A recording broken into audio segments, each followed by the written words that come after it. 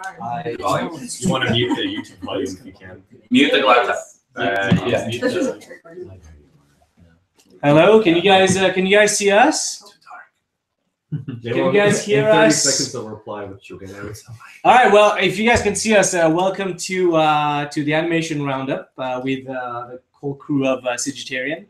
And so I'm gonna go down the line. So we have David Stodolny, Rebecca Perez, Chris Cordingley, JP Sands, Thomas Grummt, Joe Bowers, and Shannon Thomas, and me, Jalil Sadool. So let me see if can you guys hear us?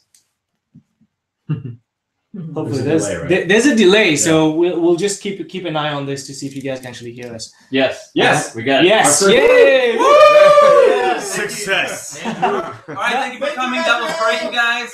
Awesome. At least now we know that you guys can actually hear us and see us. Okay, cool. So we wanted to say thank you for an amazing CTN. I think that was an awesome 3 days for us. All of us lost our voices, but it was a lot of fun. We got to meet a lot of you guys and gauge the interest about CGTarian and talk about animation, which we love to do.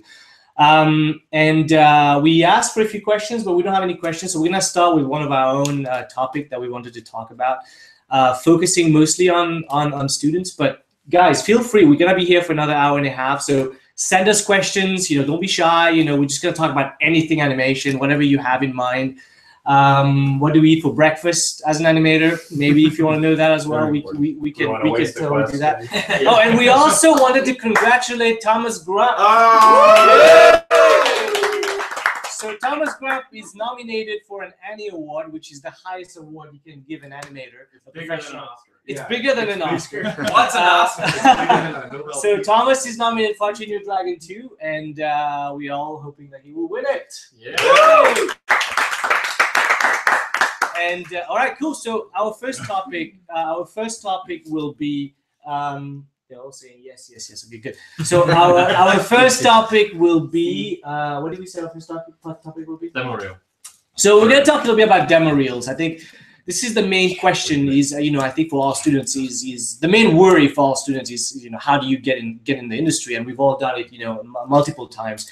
Getting it, probably getting laid off, getting back in, getting laid off, getting back in. It's really tough to get in, but it's also tough to keep the job. But I think what we'll do is we'll just go and ask everybody what they think is probably the biggest thing they've seen on demo reels that needs to be improved, or things that they like to see. Things that studios actually are looking for right now, especially now. Before they hire somebody. Who wants to start? I'll say something. No, go ahead. Rebecca wants to start, right? Well, the most common thing I usually see is just the lack of body mechanics or the strength behind it. So students tend to kind of jump right into like performance or an acting test between two characters, and when they don't really understand the fundamental like movement of how to create motion and the mechanics behind that movement. So that's the main thing I usually see. These kids want to just jump to the next most exciting thing, and mechanics isn't exactly exciting. We've all done it. Right? Yeah, everybody's guilty of it, but that's the most common to see. Yeah, I think exactly. I think mechanics being the thing that's the foundation to acting. You need to make sure that your mechanics is solid before you even get into performance. Yeah. I actually did that when I was learning. I jumped straight in a little mechanics, and I just went straight to performance, and I had the hardest time. And I was like, performance is so freaking hard, which it is, but it was harder because I was fighting my lack of understanding of the mechanics. Yeah. It's just, you set yourself up for a hard time. That actually happened to me, and I'm a good example of what not to do, which was when I first started, I went to a 4-year college all about computer animation. And when we start animating, all we want to do is just do something big. Right? We want to do like a short film. We want to do a huge dialogue test with like 3 characters, and that's my mentality. I just couldn't wait to do that. So I feel like I jumped ahead, like you were saying, and I never concentrated on the fundamentals. And I jumped ahead in my demo reel, even if it was pretty because of the renders. It consisted a lot about acting and everything. When I graduated, I actually applied everywhere, and I got 0 replies. 0. Actually, one company, which was Blue Sky, they said, thank you, but no thank you. And I was like, all right, well, at least I got a reply. Yeah. But that made me realize, what, I'm not ready, and I looked at my demo reel and said, okay, what am I doing wrong? Because I have acting stuff, and I thought, companies like to see the acting stuff and thought process and all that juicy stuff. And that's what I thought I had. But when you look at it, that's exactly what I was missing. I was missing the fundamentals, the execution, the body mechanics, the everything. And I literally had to go back and, I said, you know what, I'm just going to go from the beginning. And I literally started from like the bouncing ball just to practice. And I said, okay, I'm just going to make sure I know it all. And just to make sure I'll go from zero. And literally a year and 2 days later, the company that said no actually said yes. So I have my Blue Sky actually is how I got in. It was a year later, and my demo reel is actually simpler, the one that I got in, than the one that I originally applied. The one that I originally applied had all these acting and performances and all this crazy stuff. And the demo reel that they hired me on, I literally had bouncing balls. I had like little walk cycles and little body mechanic stuff. And that was my main stuff. And because they know that I had my fundamentals there, they figure, okay, he knows it. Acting stuff can come later. And yeah, I was a perfect example. Yeah, and I do believe that when you're in school, you tend to really want to do something really big, the big story. It's awesome because if you get to do a short and it's amazing, that's great. But the odds of it being amazing, you have to be realistic. If you're doing a short alone, you're rigging, modeling, lighting, and everything, it's rare that it's awesome. Yeah. And if you want a job in animation, and do actually animation, it's good that you focus on animation. Actually, we have Shannon Thomas here, who is our modeler at CGTarian, and maybe demo reels. I'm sure demo reels are different. What would you say about modeling? I had one question for you guys as an outside modeler. Like, how long? Because I was going to talk about how much to put on your modeling demo reel, which sometimes it's way too much stuff. But before I go into that, I want to ask, like, just an animation demo reel, how long should it be? Should it be like not 30 more than seconds? 2 minutes? Yeah, 2 minutes? Yeah. Okay.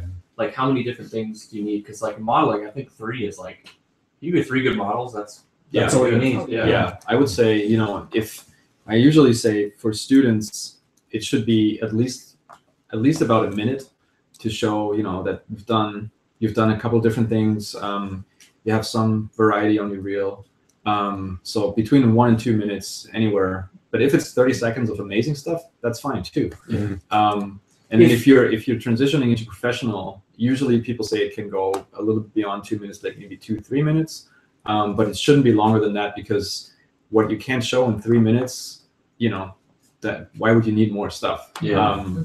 And to me, just to go back really quick to the most difficult thing for me on a reel is finding something that sticks with people, like having this one piece that is a little bit unique, that is unusual, that is funny, that is entertaining, that people remember. When you've seen a reel, and companies and recruiters, they watch a lot of reels, even animators, when they are involved in those decisions, they're watching a lot of those.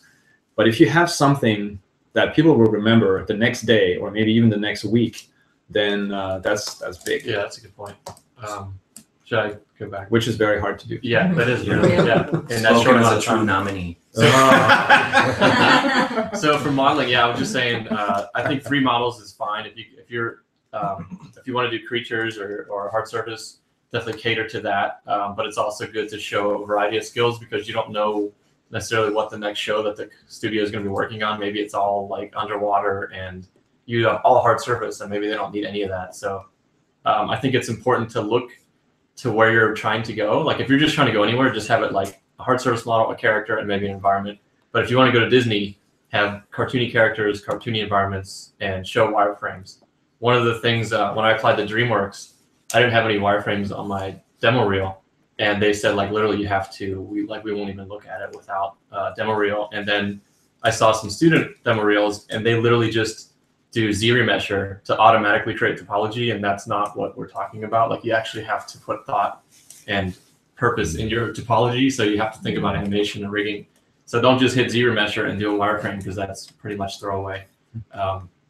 And yeah, so 3 good models is probably enough. I have a question actually. What about showing like lens shape expressions? Is that needed, or is that just a bonus? Or I think it's just a bonus. Yeah. If you're like at Weta, they have specialized modeling just for facial. Oh, So really? they literally modelers just do faces, and they'll do blend shapes all day and night. And But yeah, it's just a bonus. It's more like diversifying. So I think if you really want to work at Pixar, if you really want to work in ILM, like cater your demo reel to that studio, because that's what they're always going to be looking at. It has to either be super realistic or maybe not. But And that's the same thing with animation as well. Know who you're applying to and cater your reel to it. So don't necessarily just say you've worked at a couple places or done some films and student work and stuff that has some creature stuff, some super realistic stuff, some mocap. If you're applying for a mocap job, they'll probably want to see what you've done to clean up mocap, as well as how you can animate in a very realistic style, so they know you'll be able to plus that. But then if you're applying to like DreamWorks or Disney or something like that, you'll want to definitely cater your work to what project you're applying for or what studio you're applying for, because just say you're applying to ILM and all you have is really cartoony fun stuff, they'll probably look at it and say, oh, that's awesome, that's fun, but that's not what we're looking for. We need to know that this guy knows, this guy or girl, sorry, they know body mechanics and creature stuff and how muscles move and all that kind of stuff. And then if you're working on something like, penguins at DreamWorks, and all you send them is big lumping creatures and all that kind of stuff, they'll be, that's awesome, but we're not looking for that. We need someone who understands how to push a pose to the max degree. And so really just cater your reel to what you're trying to apply for. I just wanted to add, just as an example, I literally applied to Disney as well whenever I came back. And they said, awesome, your work looks great, but you don't have any cartoony stuff on it. So we need to see stylized characters. So cool. I ended up, DreamWorks said, hey, that's fine. And I think one of the last things that none of us mentioned, but it's super important, is focus on the discipline that you're applying for. So if you're an animator, have amazing animation, not a beautiful render. Yeah, and that's a good huge point. Don't mistake. spend too much time. Don't spend Just time in some other discipline. If you want to be a lighter, then and also put your best stuff. Remember, I mean, everybody says that your demo is as good as your weakest piece. So always remember, don't put stuff you've done, as a beginning animator. Put everything you just finished last month. As long as it's good, though. As long as it's good, exactly. That's one thing, because a lot of people just put their newest stuff. They're like, oh, I just did this really great acting piece, whatever, and just because it's the newest, they put it on. But you have to be honest with yourself and show other people and make sure that that new thing is better than what you already have. If it's not, tweak it, fix it, or don't use it, but make sure you're only adding good stuff and taking out your weak stuff. Cool. All right, so we're getting... Sorry, I know there's a question. I just want to add two little things. One is quality versus quantity. And I think that's main key. It doesn't matter how long it is. I've actually seen people get a job with 2 shots in the reel, and that happened at Blue Sky, and it was amazing because the quality was amazing. The other thing is, don't leave your second best shot towards the end. I hear that a lot, where you have a bookend, best shot at the beginning, and then the second best shot at the end because you want to leave it on a good note.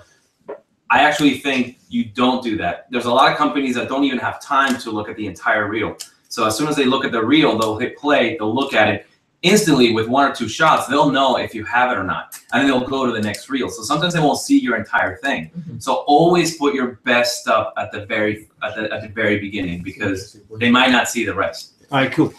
Cool, thanks, JP. Yeah. All right, so we started to get a lot of questions, which is awesome. So one of the questions was what made us. It was very specific to CGTarian. Why did we build CGTarian?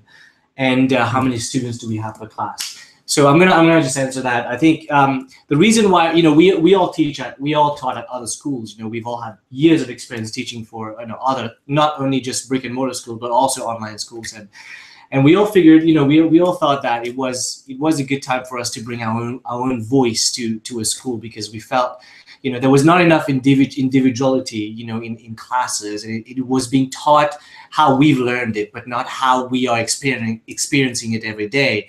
As an animator, you'll be learning, you'll be creating your own work ethic, you'll have your own workflow, and that's what we teach in our classes. Each of our classes are built the way we animate. So you're getting a very individual, style of learning and animating. But also, we felt this is more like a family, more than any like a big corporation. I don't want to sound like I'm trying. I don't want to sound like I want to hold everybody into a big hug, but that's who we are. we actually were not all friends before we built CGTarian. You know, we all got together because we all have a really good work ethic.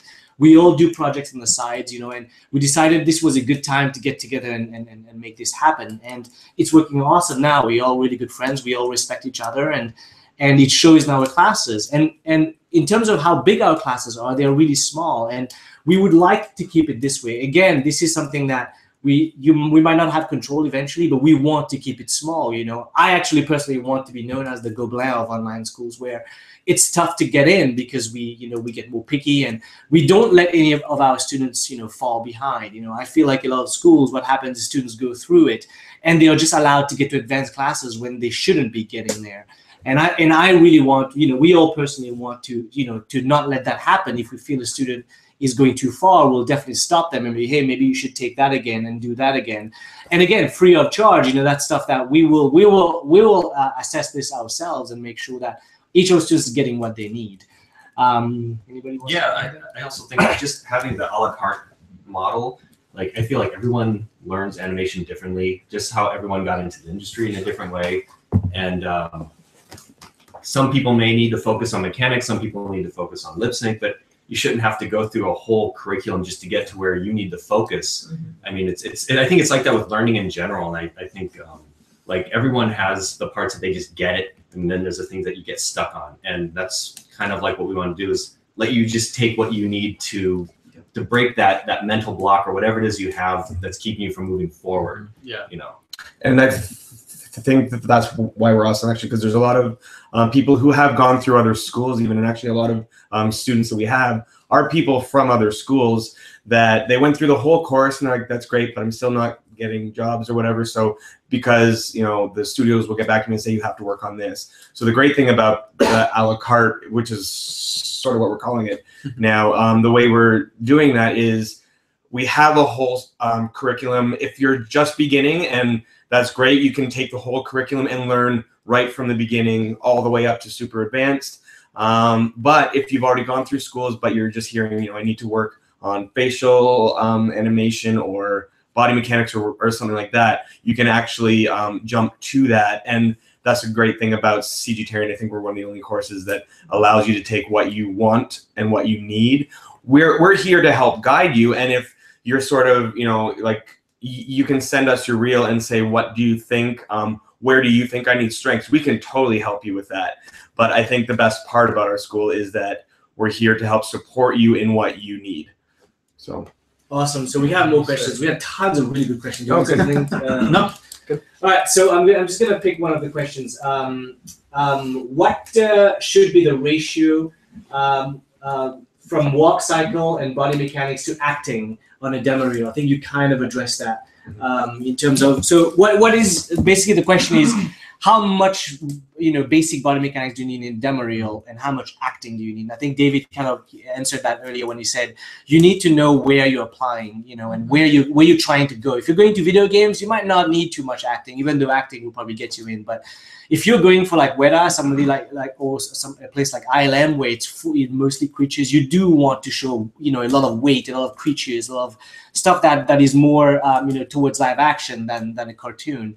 But if you're applying at Dreamworks and Disney or Pixar, you know, then you definitely want something more cartoony. Maybe less body mechanics. I think maybe more acting, which will have body mechanics in there. Yeah. So that's that. And then, I think if I could just quickly add something to that, ideally, you know, especially as you move forward a little bit and you do more like assignments and you have more practice, ideally you want to combine the two and have either a body mechanics piece that has like an attitude, or it has a little bit of acting or a little bit of an idea or a joke in there to make it more entertaining. Or, I mean, the worst acting you can do is just, you know, without moving the character around, just like talking heads. So if you do acting, make sure that, you know, you progress the character through the scene and you go somewhere, or you know, you do weight shifts and you move around and you have body language in there as well. So if you do that, and if you think about it that way, you'll have, you know, always body mechanics and acting combined.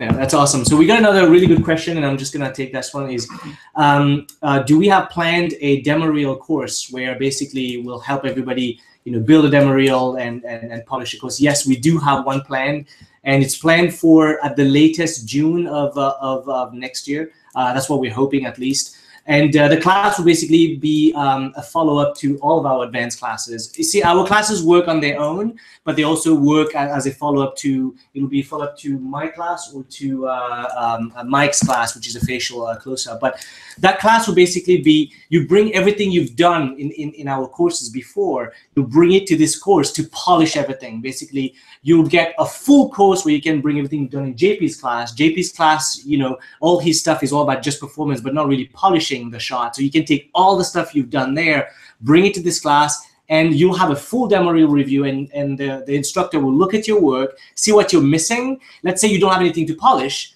He'll look at what you're missing, and he'll make you do that shot, what you're missing in your demo reel. So it's catered very much to each individual student. So you'll come in, and we do have a syllabus, of course, but it's very catered to your needs, basically. So yes, we do have that coming, and it's coming very soon.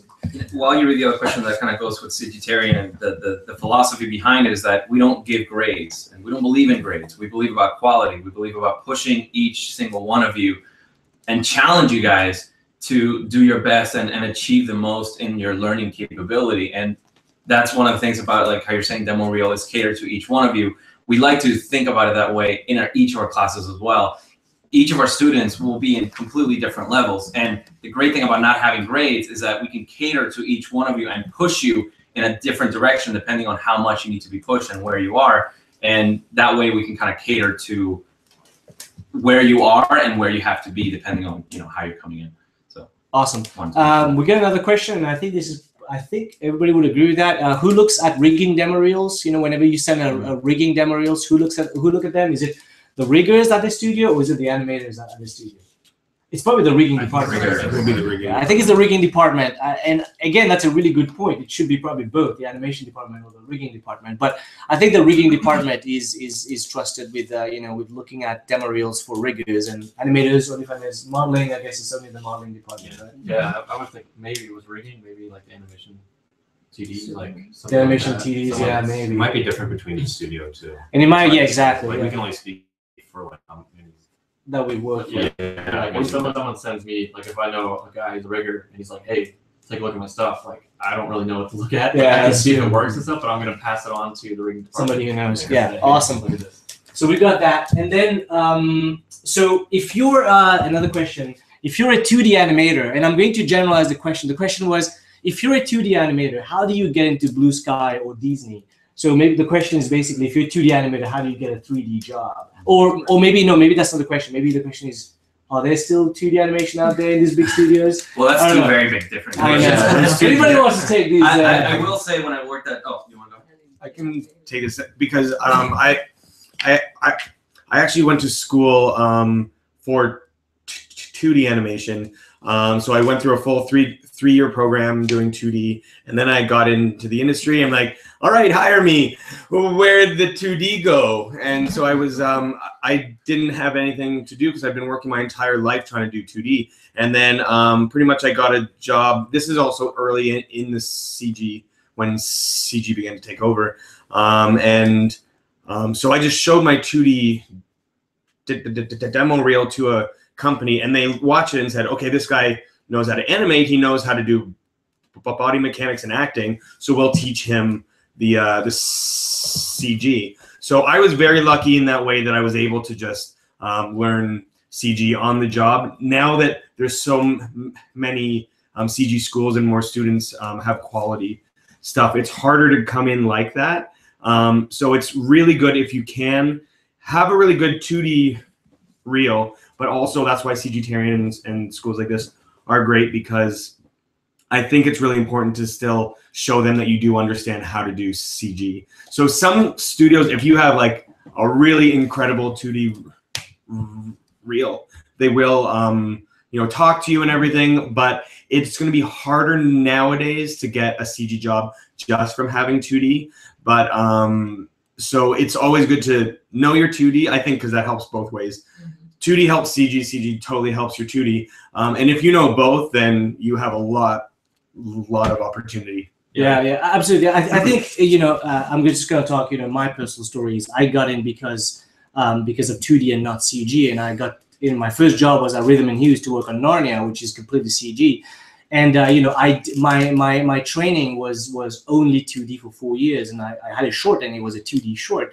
So I didn't have any CG, so I had to go after college, go learn how to do CG, and it only took me 3 months to learn some CG, and it wasn't very good. But when I sent my demo reel to these studios, I got replies from Blue Sky, I got replies from, and they were all interested. That's because they felt something watching the 2D. It wasn't like the 2D was amazing, it was just, it made a whole room laugh. And if you can move a whole room and everybody can, I think at that time, especially Rhythm and Hues, they had watched about 50 demo reels right before mine.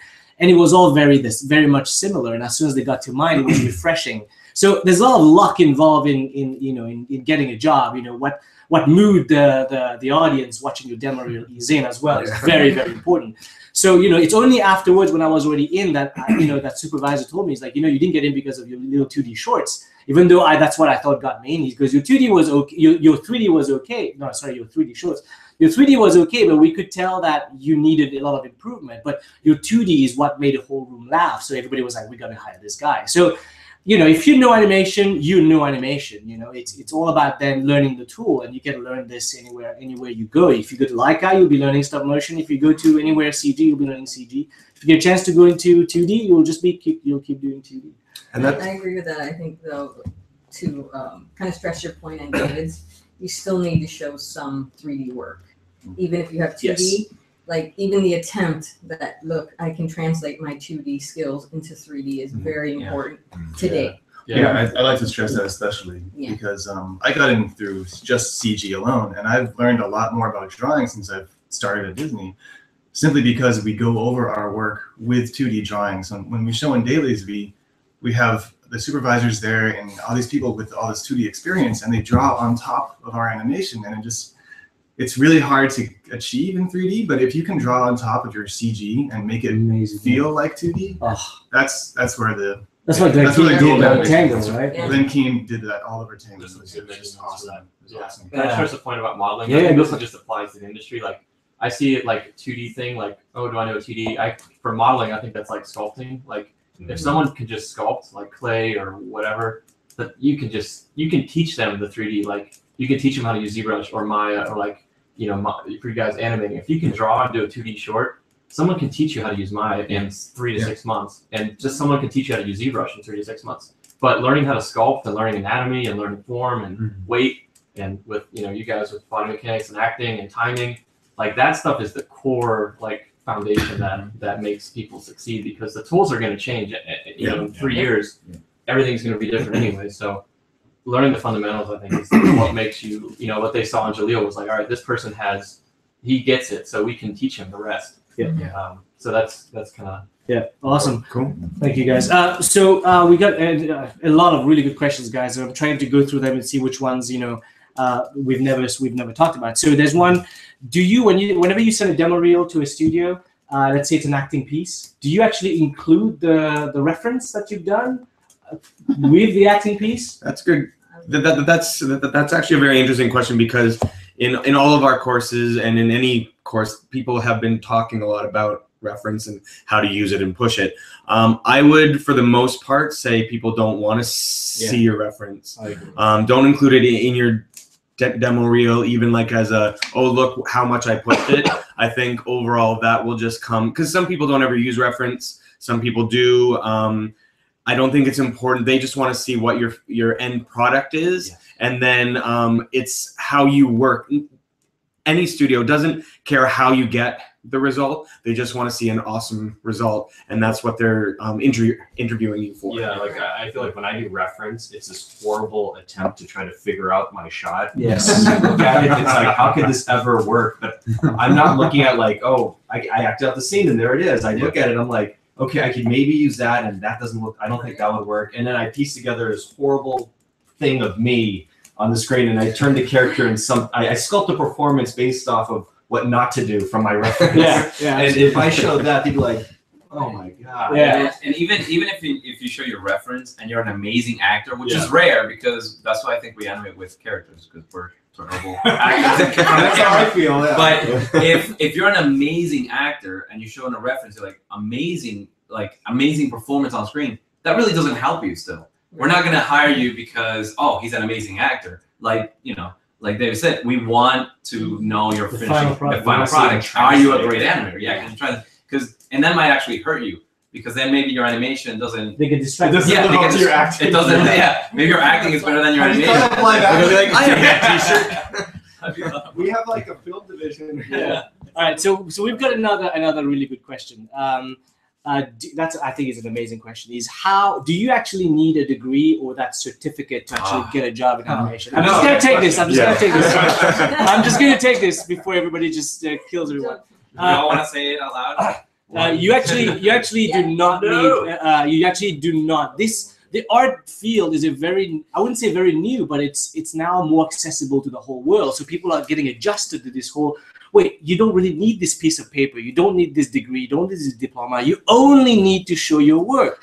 We have supervisors at Dreamworks that do not have a degree. We have supervisors at Dreamworks that do not have any schooling. Actually, we have high school dropouts supervising us. That some of us have degrees, you know.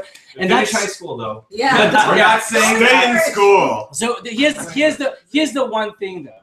You do not want to just quit school. This is more of a life experience thing. Is when you go to college, when you go to school, I went to engineering school before I even went to art school. And I thank God I did this because I learned so much more. Animation is about observation, guys. The more you're out there, the more you put yourself out there, the more you learn. The more experience you have, the more you bring it to your film and to your shots. And having gone through school, having done drawing, having learned how to do 2D design, 3D design, you learn so much about a structure, you know, in your art form, and it shows in your animation. So now if you go just to an animation school, look at it as a bonus. Don't make that's your studies. It's always good to learn more things. Like I love having been an animation and a film history minor because I'm proud of knowing so many things about films and movies, because I feel like, you know, I can relate to other actors that I grew up with, and that's to me is very important as a person. You bring this into your work as well.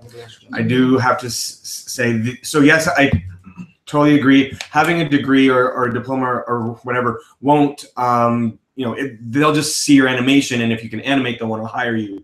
Where it comes into play, though, to have that kind of certification is if you want to immigrate to the U.S. to a studio, or emigrate to another country to work. Because I'm from Canada, and the whole immigration process to get down, like, you know, I sent my stuff to Imageworks, to Sony, and they're like, yeah, great, come on. And then there was this whole uphill battle with immigration. And so they did allow me through after turning me away twice at the border. But they did let me in, but I had to show all this certification saying it was a three-year course and all this kind of stuff. They look for a certain amount of education to go with that to prove that you're kind of worthy of coming into the country to take this job kind of thing. So again, the actual studio will hire you if they like your animation. But if you're trying to immigrate or emigrate to the States, it's important to have that paperwork for just legal reasons, pretty much. So that's why I just had to say that is important if you're from somewhere else and you want to come to the States, or even if I wanted to go to England or Australia or anything to work. So cool, awesome. So we got another really good question, and that's I think that question is based a lot on politics in individual studios. So the question is, how are you guys cast your shots? Are you typecast? Are you given shots because you're good at something, or are you just randomly given shots? Who wants to take this? Randomly. No. It starts out kind of randomly. Yes. Because people, they see your on each show, right? On each show, but I've worked at Disney for 10 years, and slowly, I've been getting more and more action shots and just complex mechanics and things. With some acting mixed in, but they do listen to requests, which is great. I'm not sure if that's the same at Dreamworks. Same thing. And that's awesome. That the fact that they take requests and they try to honor what you're interested in is really good. But when crunch time hits, they tend to they really need to get the shots done. They really need to get the movie done. So sometimes the requests don't get honored as often as we wish. Yeah, your strengths are really taken advantage of, which is great. because well, not taking advantage of it that way, but utilize, yeah, and yeah. So they do tend to go in that direction when crunch time hits, but. Yeah, it's up to you to request that kind of thing and make it known. It's also up to you to, if you want those type of shots, is to do your best in whatever shot you get. You know, whenever you get into the industry, they don't know how, you know, they don't know exactly what you're best at or where you will knock the shots out of the park, depending on the shots. They don't know exactly where you are. So they'll give you, you know, like C shots, which is like a reaction shot here, a little insert here. And if you don't, I mean, it's up to you to do your best. Every shot in the film is there for a reason. And even if it's a very simple reaction shot, if you knock it out of the park, they'll give you more responsibility because they'll know, oh man, he did this amazingly. Let me give him a little bit more. And then if you keep doing that, you'll get, hopefully, eventually what you like the most. I talk about that in my class a lot, is like building a reputation because of consistency. So like when you start out modeling, you might have like a reel where you're showing different things in that, but it's a lot like what you were saying, where when you start out at a new studio or a new show, they don't really know you from the next person. So they might, unless you already have a reputation, I'm trying to speak for like new people, you might be given a prop and it's like, oh, he was given a table or a car or something that you might think like, oh, this is, I want to do the freaking character. I want to do, but it's like there's people that have been there a long time doing that. They're probably going to be doing the characters. And you at first have to be doing the table because there's 1,000 assets to build in the show and there might be 10 characters, you know, or 20 characters. So you have to do that table or that car extremely well. Like you're saying, you have to knock it out of the park. So they know like, oh, I gave him a shoe, but that's a really, really good shoe model. He did it in 2 days and it had great UVs. It was like, didn't come back. So take every shot, like you said, it's in the movie for a reason. Every model's there for a reason. It has your name on it, whether you know you are given it or you chose to get it. Just do it consistently and do it well. And then you will slowly be given more and more responsibility. And you might be given like, hey, we have 2 characters to do next. Do you want to do a giraffe or do you want to do an elephant? And you're like, oh, I really want to do giraffes or I hate elephants. You know, they might give you that chance. But like you're saying too, in crunch time, especially at Weta, like if they need to get a bunch of trees done and you're really good at trees and really fast, it's all about like the budget. Like they have to know, like if I give this person trees, they don't even know how we do trees at the studio. It'll take them 2 weeks to get up to standard on that. Where they give someone who's been doing trees the whole show, they could do, you know, a tree in a day. You know, so it's all about, you know, it gets to that point where it's a business and they have to just get stuff done. It's also like attitude too, because if you want to get this certain type of shot or this certain model, but you're getting stuck with what you don't really want to do, if you like treat that like, well, like I don't want to do this, I want to do that, and so you don't give it, like you're saying, you don't do your best, you're never going to get what you actually want to do. Because it's a vicious cycle. Well, he can't even do the reaction shot, or he can't even model the shoe. Why should we give him a chance? Like, but if they like, well, he kicked ass on that shoe. Let's, you know, like you say, let's give him the give him a whole character. Yeah, give him a whole costume and see like that's. What but you got to keep that positive attitude and not like let that get you down. You got to keep. Yeah, someone told me that is the sign of a good, I would say, good modeler as well. Now, you know, a good animator and a good modeler is somebody who can turn. Unfortunately, shots are graded as well. There's like C shots, B shots, A shots, AAA shots. You know, once somebody told me that if someone can turn a C shot into a AAA shot, that's when you know that's an amazing animator. That doesn't mean you want to make that shot just be, you know, you overact everything, you just make everything out there. You do it perfectly, like what exactly the shot demands. Yeah. If you can nail a C shot and make it look so good that somebody goes, oh my God, it's exactly what it deserves, what it needs to be, but you treat it like a AAA shot. That shows how good you are, and you will get it your chance. You know, absolutely. And that's like there's certain scenes in movies, like Pixar movies and anything. There's like nothing happens in the scene, but it's a change of character, a change of emotion. I'm thinking of this one scene in the Incredibles where Violet just finally decides, okay, I can do this. She puts on her mask. It's a really simple scene. She just very slowly stands up and she does this tiny little tension in her lip. She tenses her lip up for a second. And like the shot wasn't really anything great until that. And it's like they didn't overdo it. She didn't walk up and go, I can do this. She didn't, nothing like that. They kept it contained, but they made the shot exactly what it needed to be. And that tiny shot has always stood out in my head. And that animator, I don't know who did it, is probably doing very well. Absolutely. So we got plenty of more questions. How are we doing on time? So I'm just going to check. Okay, we're good. So the next question is adapting with. I mean, all the movies we all work on. Sorry, Shannon, I'm covering you. All the movies we all work on, you know, are all in very different styles. For example, even at Dreamworks, you know, we have a movie like Penguins, and then we have a movie like How to Train Your Dragon or Rise of the Guardian. So how, as an animator, do you adapt to these styles? Like, how do you, you know, from film to film, how do you adapt? Let's ask the Annie nominee. I I love you. Yeah, it's I mean, it takes me a while to do that, and I'm going through it right now because I started working on Boo, which is about ghosts. So, and the animation style of that movie is much more cartoony and pushed than what I've ever done before. So coming off of Crudes and then Dragons, and then just a little bit of Penguins. Now I'm working on this, and I have to really change my mindset. And like, in every shot, I usually get notes like, you know, push it more, make it more ghostly, make it more just like stretch things, do smear frames, which is great, you know, but I've never done that before. So for me, it's more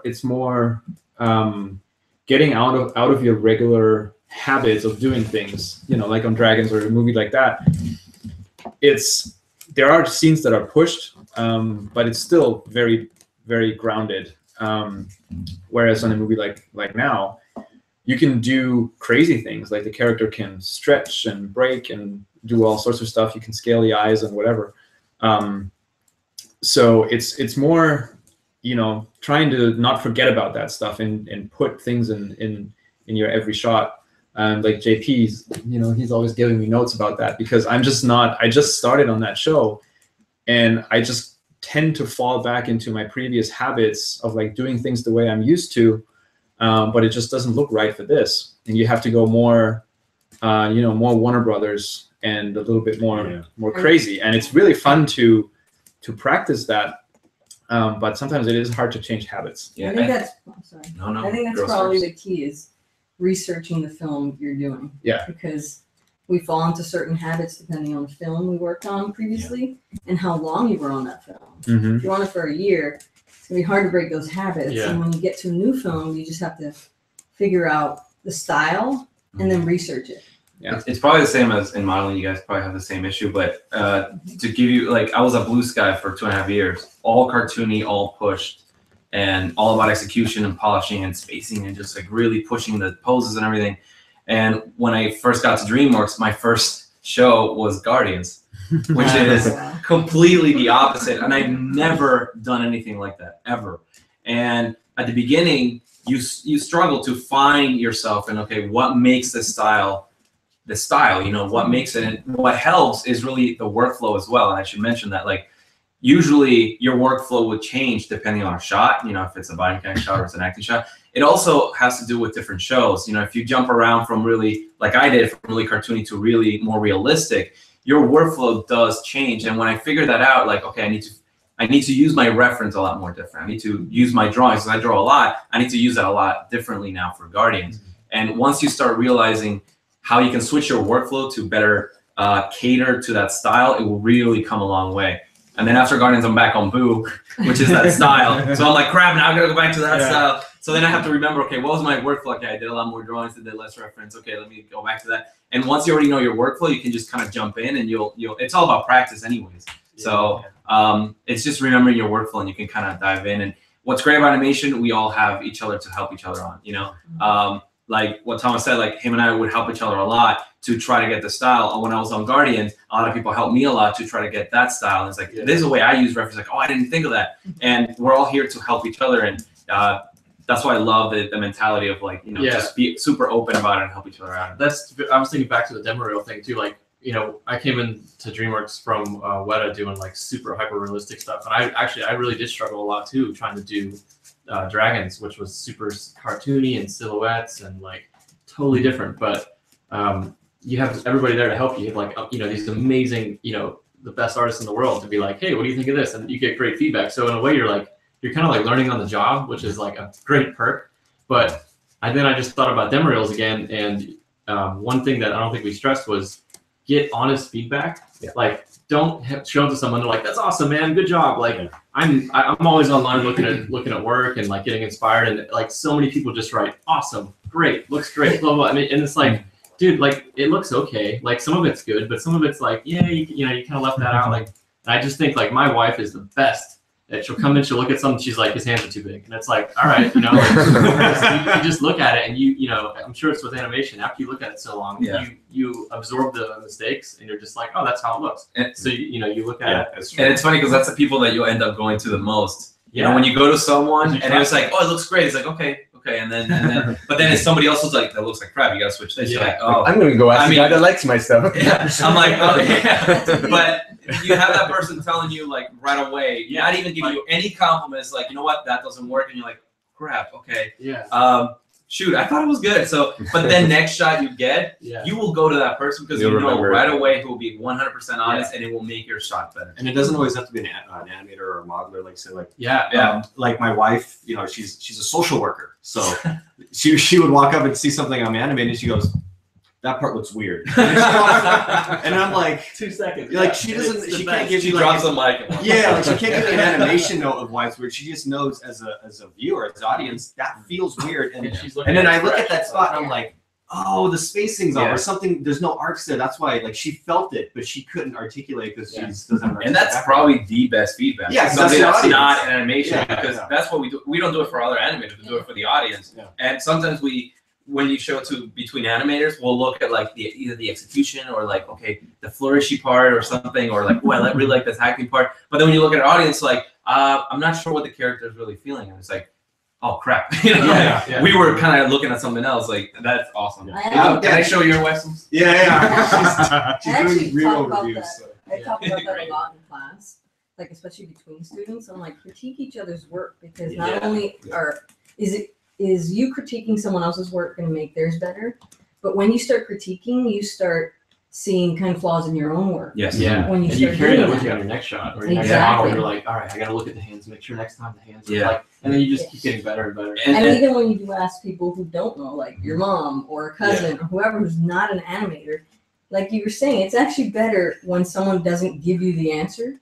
Like they tell you, oh, that looks weird, and almost like you need to find that answer. You know, that makes you stronger and like figure things out. However, I think also it's important when you're choosing shots for a reel, be careful of who you ask. Like I'd say when it's time to choosing shots, you don't want to necessarily just ask your mom or your wife or whatever, because they'll be like, oh, that shot's cute. That one always makes me laugh. But which is valid. That reminds me of you when you were a baby. Exactly. Which is it's great that they like the shot, but I think when you're applying for a job, you want to hear from other animators, because there's certain shots that I love, and you know, I've shown other people and like, that one's the best one because it's so funny, but it doesn't show what you need to show when you're applying for jobs. So just when you're choosing shots, at least be careful who you ask for. One tiny thing to add before the question. Sorry, I'm sorry.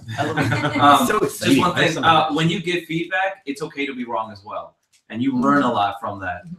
If I give somebody feedback, it's like, hey, what if you do this, and you're trying to help, and even if Thomas will say, no, well, I was thinking of this and this, it's okay for me to be wrong because I'm learning. As soon as I spoke out, I said like, oh, I think it should be this, and then if Thomas corrects me, it's like, no, I think it's this. Then I analyze it, like, oh crap, that is better. And already instantly, even if I was trying to help, I'm getting learned. I'm learning, and it's like the best way to learn as well while you're trying to help other people. All right, cool. And another thing, I'm just kidding. So I've got two questions, and I think they work well together. Is the first question is, how do you avoid? That's for you, JP. How do you? Actually, for everybody. How do you avoid acting cliches? And secondly, how do studios out here hire?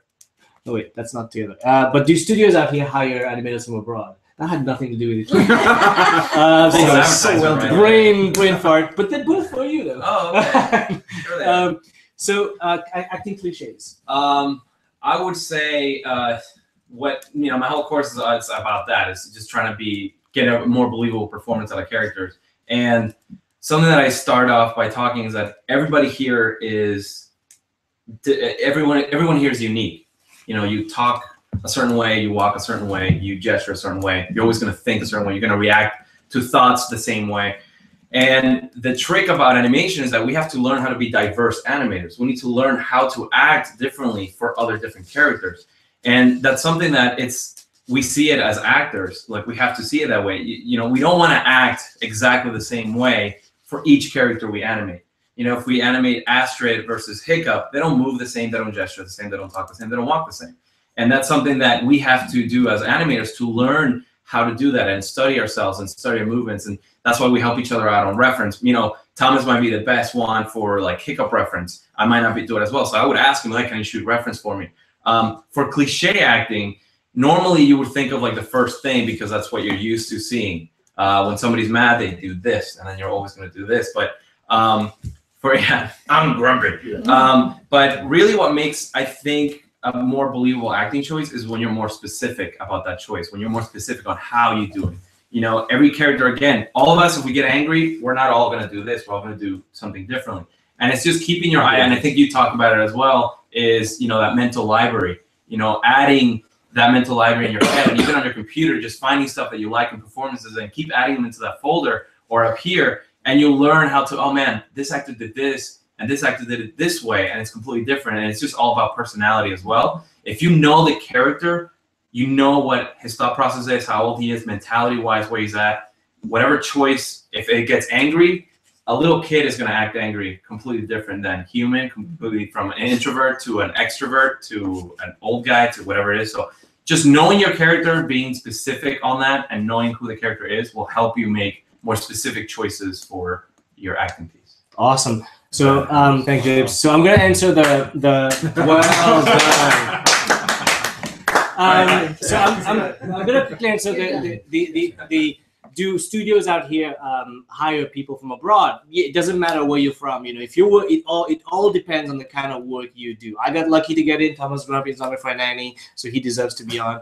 But it's like, you know, it's. Where is everyone from? Actually, you are from Canada. Canada. Sorry, Canada. Canada, yeah. He thinks it's a real country, so we let it go.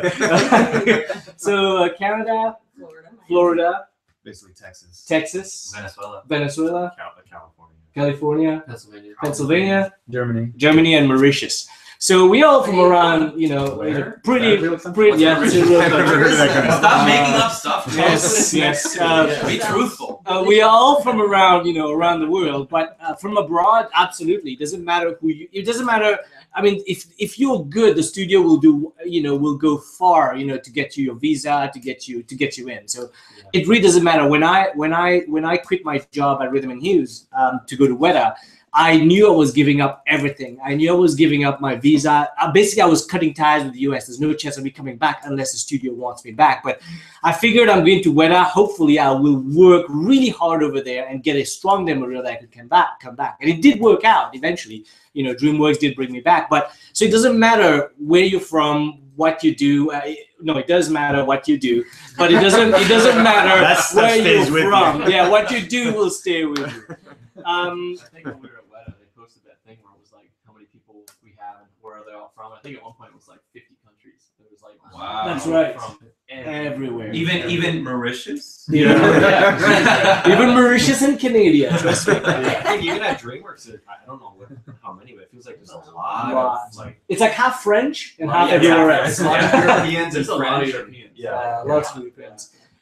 So cool. So that was a really good question as well. So another question is, on your demo reel, we're getting a lot of demo reel questions. On your demo reel, do you ever put work in progress stuff? Or does it depend on what studio you work at? And I'm gonna lump all these questions in. Like, would you take stuff that, for example, you're working on a film and the film never comes out, or let's say you work on a film, the film's This is a out. loaded question. I know. I'm just gonna throw everything together so you guys can just have at it. And or do you put work in progress stuff? Go for it.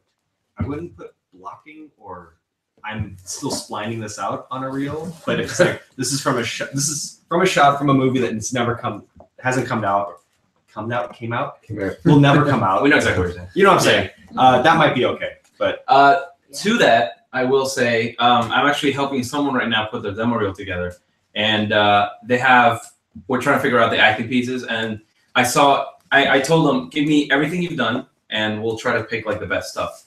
And actually, he has some great stuff, but there was one acting piece that was a different character, and it was only blocking, very finesse blocking, like it was on 3s and 4s. But it was so unique on the performance and the character and how he gestured and how the physicality was so different for anything else that even if it wasn't polished, I thought it added a lot to the reel because it added that diversity that, oh man, you can do this, but you can also do this, which is a completely different character, different personality, different physicality. And it really showed that. So even though if it wasn't polished and spline, I really thought it added to the reel and showed more. But maybe I'm alone to that. No, I would agree with that. It's it really depends. You want it, I would say, because I remember a couple of reels that had blocking on them that was really impressive, you know, and it was, but you only want to do that if the shot reads, you know, if it's clear what's going on, if the action and the acting comes across, even though it's not polished and it might be, you know, it's stepped on 2s and 3s or something like that. If it's entertaining, if it reads and it's really well executed, you can totally put it on. Yeah, I think if it adds to the reel. Yes, yeah, it's like the stuff you did with Ray, because they were like on 3s, you know. Right. I think And that like read really well. for modeling, I would say just put finished work. I think work in progress. That's kind of like here's half a shoe. It's Yeah. like a quote. Another You're size like, of shoe. here's my turkey. It's not really done yet, but you can still enjoy it. You know, like, yeah, it should be done. If you guys actually have something from a movie or a project that isn't out yet, find out what your studio's policy is on sending stuff out before it's actually released. Don't be dumb, because if you do it the wrong way, you can get blacklisted, which has happened to people we know. That it's a very small industry, and that stuff sticks with you no matter where you go in the world. People, once you work at one studio, you'll work with someone who works somewhere else, and everyone knows each other. And so if you leak something, especially online, if you post something like, I'm working on whatever movie, you know, Penguins or whatever, and 3 months before it comes out, you post a scene that the studio didn't want to even share till the movie came out, and you post it online like, look what I did, I animated a movie, and then all of a sudden you'll lose your job. Blacklisted. You might be like criminal prosecutor. Yeah, exactly. Like you have to be very, very careful about that. Usually the thing is, like, you can start letting shots out once the movie comes out on DVD or something like that, or if it's in a trailer, wherever it's been publicly used and everyone knows already. But don't be the one to publicly use it first unless you have expressed permission from your studio. Yeah, I mean, because that will mess up your career. Yeah, I have an example of you know, we were at Rhythm and News, if you remember that. Somebody just wanted to send mom an image of Garfield. It was the first Garfield. They were like, "Hey mom, look at Garfield," because mom goes, "Look what my kids working on internet." And you know, they walked him out of the studio. They came in, picked him out, and walked him out of the studio. And I don't know if he was sent back home. I think he was sent back home, but went straight to Jeez. I remember he was. I know it was bad. Yeah, you were there. I was there at the time. I didn't know you, but I was there. That's crazy. Is that crazy? Yeah, I know. We didn't know. Small industry. Yeah, Small industry. Holy crap! Did we just realize something right now? So we were there. Yeah. So But you're my cousin. so here's another question that I think is really good, and I think that's a question that I'm just going to really quickly say that it's, do we ever reference other animation whenever we are animating our individual shots? I would say make sure you don't copy other animation before you guys get to it, but make sure you don't copy other animation, but you learn from other animation. Don't make when we're saying yes, use if you like a shot from, let's say, Robin Hood, Disney's Robin Hood, and you go, I love how they did this, and you go, I'm gonna put this in my shot. Don't just go copy that shot in. Learn from it. See why it worked. Why is it good? Why do you like it? You take the essence of that. Yeah. Okay, go ahead. Oh, sorry, yeah, because I actually did that. No. No. You did. As a test. I thought I saw my shot. Yeah. Because like when I went on the Penguins, Jamal actually gave me a lot of reference to like Looney Tunes stuff, like scrambles and that kind of stuff. I'm like, man, look at how they did this, you know, and using that as a reference, like trying to get that style match. But then later I had a free day where I actually took a character and I took a Bugs Bunny scramble and I tried to match it frame for frame to make it work, you know, in 3D, just to see, you know, how that would translate, just to see how they did it. but I wouldn't ever actually put that in the movie. Right. But I did it as a study, and I think that's okay. Like I think it's Study, okay to learn like from it. Oh, yeah, to yeah. take a drawing you like and to trace over it just to see Absolutely. like how did they do it, but then throw it away because that's not yours. It's a way of just like You learn from it. learning You from want it, to yeah. study.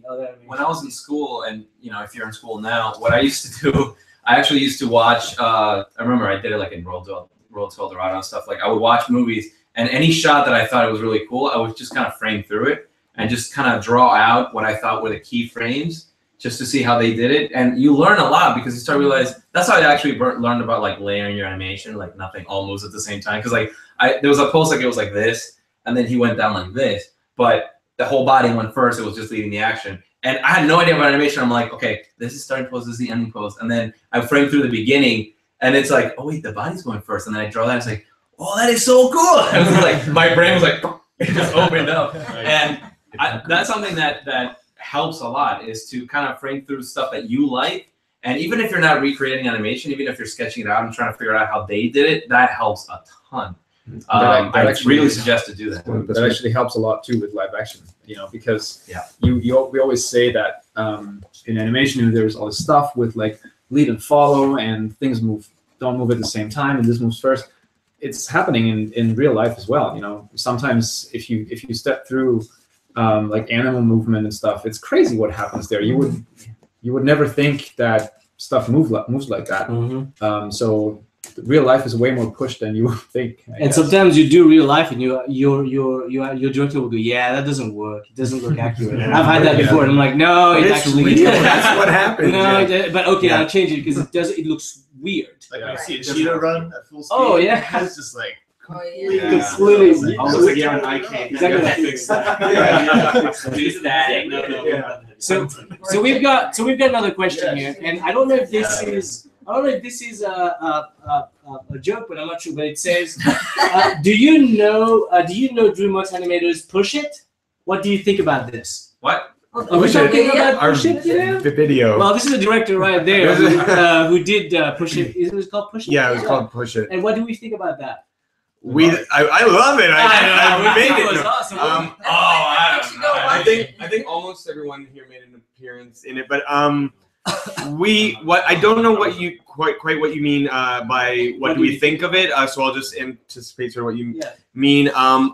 We did that as just a fun thing. Sometimes it was fun to just sort of like get away from our desks and just we always laughed at 80s videos and music videos and stuff, and we just made our own version of that. So when we did our first one, which was the footage loose one, we just did that for fun because we were really stressed out on a project, and we were getting lots of notes and dailies, and we'd all just leave kind of angry. And so we made this as a parody to sort of just sort of get our frustrations out. And then just pretty much what happened was the studio enjoyed it so much that someone else asked me and the other director, Steve Meyer, to just do a new one. So we came up, what other 80s song can we parody? And so that's what it was. And it turned into a much bigger thing, and it was just for fun, but that's all it was. So we did it for ourselves, and then DreamWorks told us that we could post it online. We actually had to ask because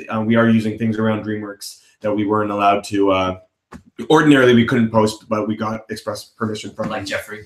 From Jeffrey. Oh yeah, Jeffrey Katzenberg was in it, and so he didn't even know. He was a great sport. Actually, he had no idea what he was walking into. He just said, "Can you be in our video?" He didn't even ask what it was about. He just said, "Okay, I'll give you half an hour at this time." So we just set up, making sure everything was there, and then he walked through. We just directed him. He didn't ask any questions. He just did it, and then that's awesome. Yeah, it was great. It was fun. Cool. So another good question: how stressful is it to work in a big studio, and how do you deal with it? It's not stressed at all. It's easy.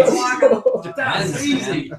We all break down and It depends on how the production. Like at Dreamworks, every production is its own island. Sometimes it feels like they're run differently. I don't know about Disney because I don't know if it's the same there because it's kind of one show after the other while we have shows in parallel. But it really depends on how much the producer pressure is, how much you're shielded from it by your production. And sometimes you're very aware of like how important it is that this is due soon, and you just kind of like, I don't know how do you deal with any stress? Like that's really, because there's a lot of stress there versus like say Dragons, for example, Dragons 2. I felt like there was almost no pressure being put on us, and we were able to really just That was animate. Yeah, it felt very smoothly run. But as far as like how to actually deal with it when you actually have that stress, I don't know how. Like everyone's different. Yeah, everyone's different. Yeah, I mean, for example, for me, like you guys did. you know, you find many ways to deal with stress, and you know, a lot of times you're stressed because animation is or modeling. You're very passionate about this. You know, any kind of art form, you put a lot of heart into what you're doing.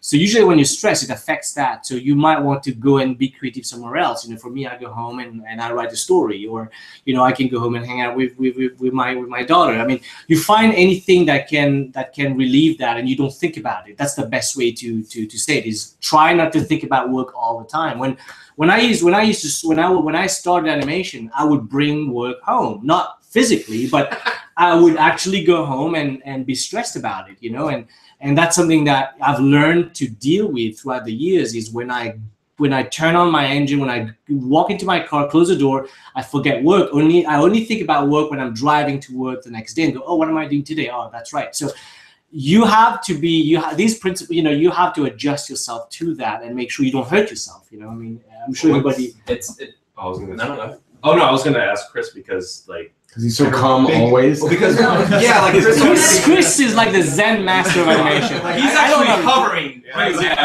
He's right now sitting on the sofa. Yeah, I mean, because of that, and because like the last movie that you were on sound like a very intense, stressful schedule. And Chris, whenever I visited Chris during that, he always was very like, you know, like he is now, just very calm. I don't know. It's so Chris, what's our secret? Yeah, what's the secret? Like you said, it does take a lot of practice to not be too stressed out all the time. That schedule was really hard, but which movie?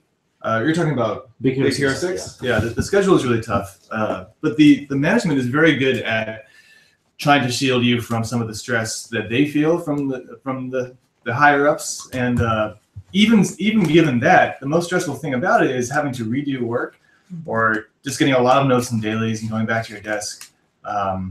But one thing that helped me a lot was simply basically what you were talking about, was cherishing your free time and separating the two.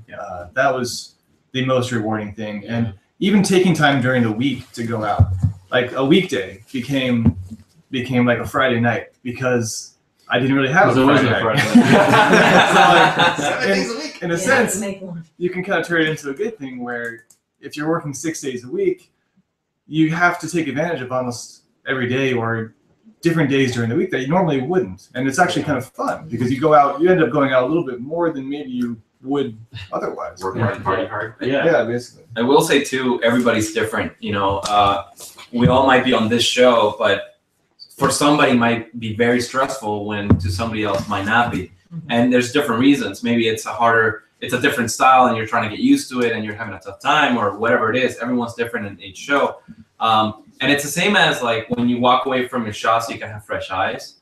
You know, if you look at your shot constantly, you don't have fresh eyes, you have no idea what you're doing anymore. It's the same thing with the stress, and I think that helps me. It's like if you start getting stressed a little bit about animation is what, Jalil, what you're saying is back away from it. Don't even think of animation. Go do something else.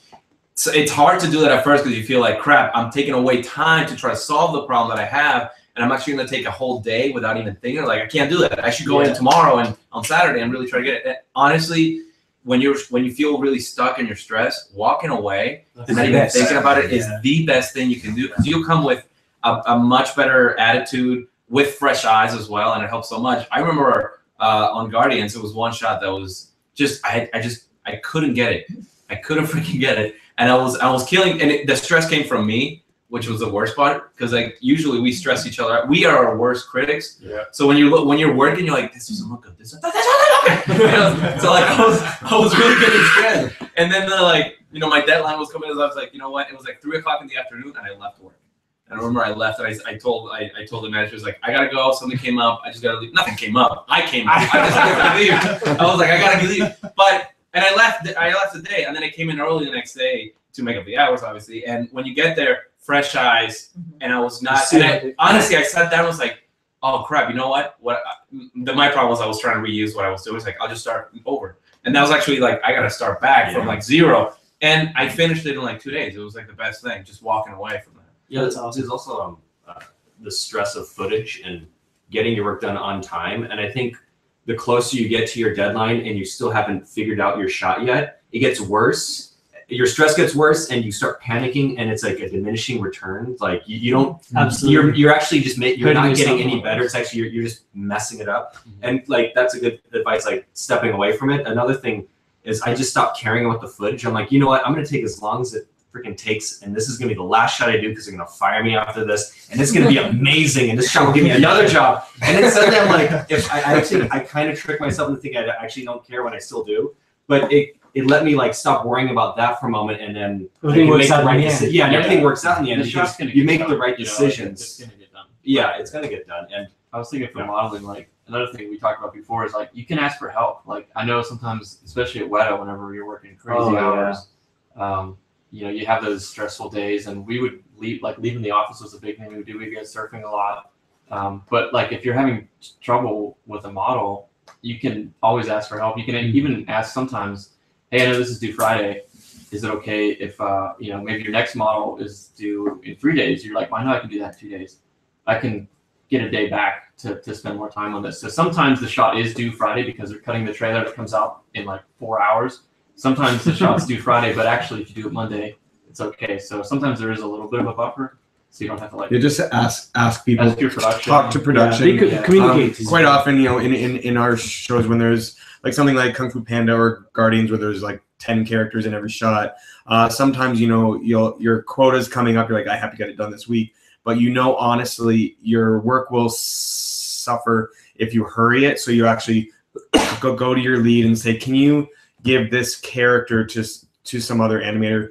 Because I think I'll hurry through this, and it won't be as good as it can be. So they'll just get some people to actually come on and help you out while you're animating your shot. They'll do some of the background characters, and there's nothing wrong with that. Like I think production actually appreciates that more, that you're asking for help and that you're trying to tell them that you need help, rather than you like stay till 2 in the morning trying to fix it. Or modeling is the same, man. Sometimes you'll have one model like they're like, hey, we're gonna give you this, and you have that for 3 weeks. And sometimes they'll put like 8 models on your plate, and they're just like, get through these in 2 weeks, you know. And sometimes you'll be going through, and you're like, you know what, I know I'm not gonna get done with all these, and they're like, oh, okay, we'll just give these 2 to this person because they're done already and they need work. So I think like don't be like, oh my god, I'm gonna kill myself like on every shot, because it's gonna get, at the end of the day, it's gonna get done. The movie's gonna come out. I wanted to add something small, because the question was about how stressful are big studios.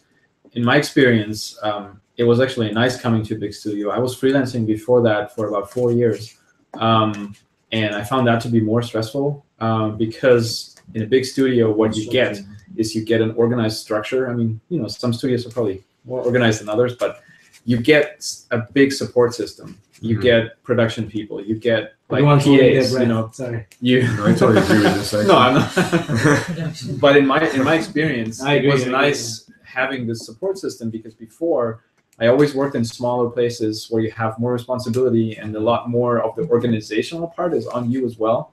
And I would usually end up staying late a lot of the time because things needed to get done or things weren't communicated as well. So in a studio, like, you know, in one of the big studios, you have lists, you have dailies, you get emails about everything. So you can focus on the craft easier, because a lot of that stuff is taken care of for you. Yeah, so like I enjoy that. One job. Yes. And it's to animate. Yeah, I think another note as far as stress at work, and I also talk about it because I experienced it like early on, especially, is realizing that your work's going to change. Like you'll do your first pass, but that doesn't mean it's going to be what the director chooses. And as soon as you let that go, because it's so stressful when you go far and you're like, this is done, I'm amazing, and then it completely changes and you fight that. Oh yeah. It creates so much more stress than just, this is the director's movie. You're making a movie for them, not you. Yeah, you're just so let it go. Yeah, you're a tool. So like let it go. You're a tool. Yeah, not like You're a tool. Not like my tool. And honestly, to that, cherish what you're doing right now. Like if you guys are in our school or whatever you're doing personal, on your own personal work, it's a chance that you can animate whatever you want. Yeah. You get to animate and call your shots. You're your own director. Yeah. And I miss that. I really miss that sometimes, because like it's great you have the director and you got to do what you're director. But what you're saying, when I go back to when I was like doing my own stuff and like trying to learn everything, it's like I miss that sometimes. Yeah. Just doing your own thing. All right, cool. So we got another question, and that's more towards CGTarian. How are we? I think we've talked a bit about our philosophy, but one student asked, how are we structured, and what kind of curriculums do we have, and how much time do we spend, with our students? Well, how we are structured is every single one of our classes are 12 weeks long. So we have four courses every year. And at the beginning of each week, you'll get a lecture video to watch, and you can watch it on your own time, anytime you want. And throughout the week, and you also get your assignment at the end of the video. And throughout the week, you will be on a group page where you will be in contact with your instructors, and that's all the time, all day. And usually, it should take us more than a day to reply to you, but it might take a day because if we're busy at work. But for the most part, I think we reply about an hour or two. I usually have my class open even at work. Maybe I shouldn't say that online. But so we are always there to talk to you. And then at the end of the week, we meet with you live. And it's usually for an hour, depending on the amount of students. The more students, of course, the more time, but it's a maximum of 3 hours. And we meet with you in a live review that we look at your work. It's very much like a class environment where every student is there. We all talk to each other. There's no individual time. It's more, you get to learn from other people's mistake as well, which we believe is very, very important, in a class environment. So at the end, you get your review, and then you get your new lecture. You watch it anytime you can, and then you get your new assignment. And then you can, as you're doing your assignment, you can ask those questions throughout the whole week. So we try to be there as much as possible, and so far it's been working really well, for the past year. So the other question is how much time. I guess I answered both questions. Yeah, is there anybody who wants to add? Well, the other thing is back to the no grades. It's about not concentrating on should you pass or not. It's about just the quality of your work. We want you guys to get better, and we'll look at you individually. We'll look at your work, and we'll push you guys and challenge you guys as much as we can, and as much as you guys will allow us to really push that level and that learning experience for you. We really want to cater to you individuals. So not having grades really helps us on doing that. And I was going to mention something else, and I actually forgot. Great. It also, I feel what I like most about not having grades is that, first of all, grades is not what it's about. But I remember, talking to many students who got really caught up with the grades, or focused too much on that, and why did I get a B, or even and when that doesn't even represent what they should be focusing on. So it can be a distraction, and because no studio would care what grades you got, they would just look at your work, and that's basically what we do as well. Cool. And the whole point of this course also is just so again, we have the curriculums for whoever wants to learn it right from the beginning, or people just to come in because they want to learn, just sort of specialize on certain things. But it's also kind of almost like if just say you wanted to become a photographer, you can sign up for a course somewhere, and even if you've never picked up a camera, you can take the course and take whatever you want from it. Obviously, we want you to do the assignments and really get in, because whatever you put into the class is what you're going to get back. Yeah. But technically, my grandma, God rest her soul, could take the class and not do the animation or whatever, and just learn, oh, that's cool, I never knew about that. But obviously, she'd get more out of it if she actually did the. So weird. I shouldn't be talking about my grandmother now. Sorry. The person could always just come in, and we want them to do the actual assignments to learn, so we can really help mold that character and stuff. But it's cool because you can, anyone can really take this class. So. Cool. So we've got another question. I think everybody will get a good giggle out of that. Is how do we handle animating a joke? For example, this person was saying, I usually brainstorm jokes with my buddy at work, and what works better, what's funny. And how do you make a movie funny? And how do you, So, I might just start the conversation, but, it depends on where you work. Not every studio, the person also was saying, do you lock a story before you start animating? And do you lock down your jokes? Well, the answer will probably be no. In our productions, especially in most of the companies we've worked on, actually, no. visual effects companies are different because stories are done way before the movie is shot before it even gets to us. So feature animation companies are slightly different. It's a more organic way of working where it shouldn't be that way. We all agree with this, that the story should be locked before we even get started. But for the most part, the story is changing as you are animating. And a lot of times, in a lot of places, if the movie is already 80% done, people will watch the film and go, it's not funny enough. And then there's this really bad practice of calling it a funny pass. And I despise this because you basically grab a film that somebody maybe had a vision, doing this film, and you destroy it by just putting jokes. A lot of times you find a character out of the film happens to be funny in one scene. And what a lot of people do, what a lot of studios do, is grab this character and start putting it everywhere in the film because he's funny. We get to create more laughs, and that usually destroys a movie. JP, go ahead. Careful.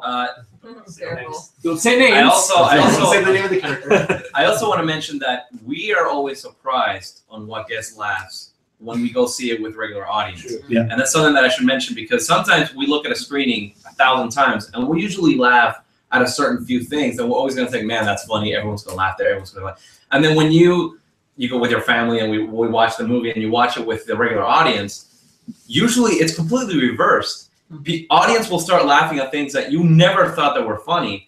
And then the actual jokes that when they come up, they never laugh. And it's really weird. And it's like, here comes a joke. I animated it. Nobody laughed. Okay, great. What's wrong with you people? It's a funny movie. And then this really serious acting mode, people all start laughing. Yeah. But so to that point, like what's funny and how to animate a joke, you never know the end result, what the audience is really going to react to. But to me, the funniest jokes that really always land is the ones that are not planned. At least to me, whenever I see shots that are like from A to B and the animator adds something that adds to the character in the moment and it just adds a little something that you kind of giggle about. Those are the moments that you kind of, they feel more genuine. Yeah. When you try to like script a joke in a movie and then you try to hit the beat exactly in the timing, it's so trying to script the joke and trying to land the joke that sometimes it just doesn't land because there's too much science behind it. Yeah. But when it comes naturally and you animate a shot and you just add something in there that's kind of funny and people laugh at and it wasn't planned, that's what usually gets the most laughs. Yeah, and there's something about like the timing of how you could animate something. Like you may not be able to control the joke or what is going to be in the scene, but you could, if you time it right, maybe you, like if that goes more to the question, how do you make something funny, like a joke? Timing, unexpected timing could make it work. Usually what makes a joke work, I think, is something happens that's unexpected, unpredictable, that kind of catches off guard and there's something maybe genuine about it. And too many times there's like the easy joke, like let's say, and maybe this isn't an example that applies, but I just saw Shaun of the Dead for the first time a few days ago. And now think about a fart joke where someone just like, there's a fart, and it's like, right? Because farts are funny, right? It's like, no, that's not why it's funny. It's like, and then in Shaun of the Dead, the way it works is the guy's friend just kind of goes, he looks at his friend, Simon Pegg, and he goes, I'm sorry. And he goes, what? I'm sorry. And then he like leans in and says, what? And then he just, his reaction is that of someone who just got punched in the face, and it's like it's something invisible. Like it was a fart, but it was funny because it was done in a unique way that has never been done before. Now you can only do that so much before you've just like burned out the whole fart joke. But I don't know if that's the same type of thing. And the other hard thing is that what one person will laugh at, other people won't. So when you're pitching your joke idea or you're doing an animation or doing a scene, certain people in the room will literally argue to get that taken out. Other people are like, no, we have to keep this. And everyone finds things totally funny. There was a shot I worked on for Kung Fu Panda 2 that the director liked. I thought I really enjoyed the choice that I made, but there were like 5 pretty big people in the room saying, that's awful, take it out, it's not good. And the director, thank God, she actually agreed with me and she liked it, and so she kept it in the movie. Even then a year afterwards, I was working with this animator again, and he's like, oh God, I hated that shot. But then when I was applying to Disney, it was actually one of the shots that they saw and said, that's awesome, that's the kind of stuff we want to see. So again, it depends. Funny is it totally depends on the person. So I've got go ahead, Jim. No, I was gonna say like something that we do as well, and when you don't have a joke and you think something's gonna it's kind of like a blank page and you try to add a joke in there. Sometimes we won't show anybody and we will wait. This is what I do sometimes when I want to see if there's a genuine reaction. I wait until dailies so everybody can see it at the same time. And to me, it helps to see in dailies there's like at least 20 people. And when you see it, you're getting a little bit of like what the theater will be like. And you'll see everybody react to it. Sometimes they laugh, sometimes they don't. But it's a great indication. I was like, okay, that joke is landing. I'm just going to keep fleshing it out or not. It's a good little. Cool. Awesome. So we got another question, and we've kind of already went through that, but I'd like to bring it back a little bit to CGTarian. Somebody said that they were right now at Animation Mentor. I just want to say why. But then also, but no, I'm totally kidding. That's a joke. That's a joke. That's a joke. See, some people found that funny. Some people didn't. They were all really quiet over here. We didn't think it was funny. No, I'm kidding. We all have a lot of friends at Animation Mentor. A lot of us actually worked at Animation Mentor. But why we are different from Animation Mentor is, like we mentioned before, we're very much a la carte. You can take classes, in any order you want, whatever you feel you do need. Our classes are much smaller, so we get to interact more with our students. Anything else we can? We created our own course. We created our own course. So each of us individually, we've created each course. There's no one leadership that's created all these courses where they can, where they can all be almost bland. I'm not saying they are bland, but I'm saying they could be that. But ours is each of us are doing a class of something that we are very passionate about. So each class is extremely rich. Yeah, and to the bad joke that Jalil said, we all completely love the online schools that are out there now, because as students, when we were trying to learn animation, we didn't have that. We only had to travel 3,000 miles to go to the school because our hometown didn't have it. And right now, you guys have, endless choices now of where you guys can go. And but only one real choice. One great choice. No, but we're glad you're here. But we honestly love that. We love that you guys have that capability of learning from your desk in your house on your underwear. Well, not your underwear. We don't want to see that. Maybe we do. But no, we love the aspect that you can do it from wherever you want to. You have the choices, and we absolutely love that. And the reason why we did CGTarian is because we created our own course. We're teaching the course ourselves. We created the videos for you guys because we feel like because we created our own courses, I feel like they're a little bit more specific and things that we think I've never seen that kind of talked about that much. There's kind of maybe one or two kind of lectures that kind of skim through it, but there's so much depth that can go into your class. I know we joke about it all the time, but your class is super specific. I'm all about it. You're all about it. You're all about the forces. But it's so specific. Or like David's the cartoony. We all have these or thinking characters just this, literally just this. There's all our courses are so specific. Some are general that we provide for you in case you want the general, and then we also have the very specific ones where you can really go into depth and really hopefully become a master of that specific topic. Yeah. So you're saying it's specific. Okay, cool. Because I say it a few times? I feel like you're taking the you read my mind. You're taking the experience, what you've learned through your experience of working, and you're taking what you wish you were told as you're trying to struggle through learning. Yes. And that's what I try to put in my class. I assume everyone is doing that. It's this what did I need to hear that made it click for me? And that's Yes. what I think it's special about everyone making their own class. Yeah, and again, this is not random classes that we all just said, hey, you go to your class, you go to your class. We all actually sat together for weeks, at actually Dave's place, outside on his patio, and we discussed the classes. We made sure that there was a certain amount of overlap as you're leading from one class to another. For example, Rebecca's class is a class that we came up at that meeting. We all had an idea what we wanted to make, and then we were like, between the beginning class and Joe's class, there was a missing link. And Rebecca goes, this is awesome. This is what I've been teaching for so long, and I fit right in there. So we created a class because we felt, we were lacking the pacing. There was a huge jump, and we felt like students were being thrown into it too fast. We need to take a little bit more time so that they can really get the whole body mechanics thing. Cool. So I'm just going to move on to the next question. When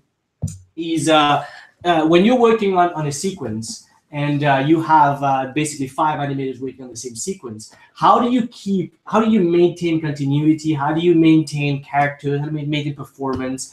And we're going to stay. That's a good question. You guess. It doesn't always work. Sometimes things look inconsistent, but ideally, how it works is you will always have several people working on a sequence, and then the supervisor is usually there to make sure that, like, look at all the work, make sure that, you know, people make the right choices, make the appropriate choices for the character. Sometimes you have character supervisors that are in charge of, you know, the main characters. Sometimes you have sequence supervisors. That kind of depends on the show, at least at DreamWorks. Yeah. But they're more or less responsible for making sure that, you know, people do appropriate things. And then you can, as you're working on shots, it's very much recommended that you pull up the sequence and, like, look at the latest animation that the other people have done to make sure that your stuff fits in there. And then, you know, you show it multiple times in daily. So there's a lot of check-ins that you can make sure that that you're going down the right path. So I would say a combination of showing often and showing early, and then you have your supervisors taking care of the consistency. Yeah. And also just get used to talking to the other animators that will be animating the shots on either side of you. It's always great before you begin to go, you know, because one of you guys will start animating a shot before the other one. So go talk to each other before you both start and figure out what that will be, because sometimes there's shots that actually hook up across an action, and you have to make sure that hooks up. So you want to make sure exactly what that person did so you can continue it, and also maybe offset it a few frames so it works properly. But also just, you know, the idea, the pose. Some studios will allow you to, like, copy a frame or, like, a pose from one shot and bring it in to the other shot, so that way you're literally starting with the exact same pose so it hooks up properly and all that kind of stuff. And to give an example, it's like it's more what you're saying. It's all about teamwork. It's all about communicating and really trying to help each other. For instance, I have Jalil and I are working on a chunk together, and because of our schedules, I'm actually animating my chunk first, but my chunk comes after his. So I have to start my shot from where he's gonna end up, and he hasn't even thought about his shot. So it's something about, like, okay, Jalil, I need to start from there. How can, and it's literally about, like, planning the whole thing together and knowing, okay, I want to cater to what you're going to land on, because sometimes you'll get to a point that you have to animate to a pose so you can match the other one, the next shots, and that's so horrible because it doesn't feel genuine. So it's all about communicating. It's all about Julie and I figuring out, okay, what's best for you, how you're going to land. This is about talking and helping each other. And you, like Thomas said, you do have those supervising animators that will help kind of make sure the continuity is there and make sure you guys are helping each other. Because there's also shots that are catered to other shots. There's shots that help land the joke, you know. So you want to make sure that you have a nice balance and not have, like, every shot try to be a AAA shot. You know, you want to make sure. Another way to do it, just really quickly. We had this on Dragons happen, I think twice, maybe 3 times, where one animator animated a whole sequence. It was a short sequence, you know, or those were short sequences with just maybe 2 characters. But, you know, that was something that DreamWorks has been trying, is to cast bigger pieces of a sequence to people if possible. It usually, you know, when crunch time hits, usually that goes out the window. But it's a great concept because it gives people ownership over, like, a piece of the movie, and it also makes it easier to work on it because they can take care of their own continuity, you know. And I think there were at least 2-3 sequences that were animated all by one person, and it worked great. So cool. So basically, the main thing about this is communicate. You know, make sure you're communicating if you're doing shots with many people. You know, if you don't have the luck of getting a whole chunk, you know, communication is important on how you do it. So we have another question, and that's a very technical question. I think it might be a little difficult for us to answer that, but, you know, we'll see. But it's how do you, and I've had this question asked, you know, to me a lot in the past, is how do you deal with moving holds? How do you make something feel like it's, if you want something to stop, that's probably good for you, and how do you want to make something more realistic when it doesn't feel floaty? How do you deal with it? How do you think about it? So I think first you have to consider the style and how your characters are designed and how they look and how much they're textured detail-wise. So, like, if you have, for example, something from Crudes, they're very heavily textured looking characters. They're very realistically lit.